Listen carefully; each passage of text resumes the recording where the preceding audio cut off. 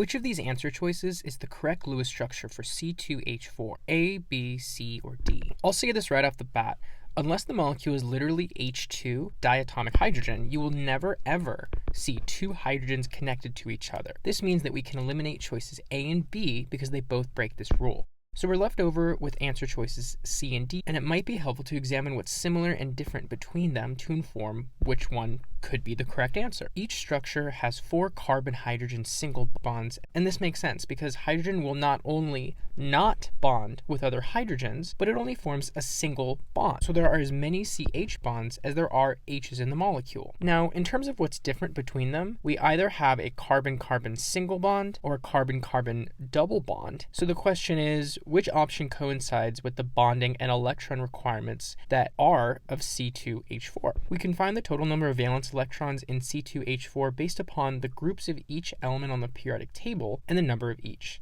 Specifically, valence electrons equals the number of carbons times carbon's group number plus the same thing but for hydrogen. We have 2 carbons and 4 hydrogens as shown in the molecular formula. And carbon is in group 4 and hydrogen is in group 1. Therefore, carbon contributes 8 valence electrons and hydrogen contributes 4 valence electrons. This means that C2H4 has 12 valence electrons total. But how exactly does that help us decipher the correct answer? Well, we do know that valence electrons are what bond elements together in a molecule. But hold on a sec. We have 5 bonds for this structure and 6 for this.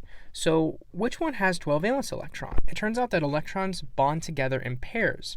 So if we have 12 valence electrons, we're going to have 6 sticks for our molecule because each stick represents a pair of 2 valence electrons. So looking at these structures, only D satisfies this because it has 6 sticks. So if it has 6 sticks, it's got to have twice that in terms of electrons. Whereas molecule C would imply 10 valence electrons, which doesn't work. And we know it doesn't work because all carbons must have 8 valence electrons.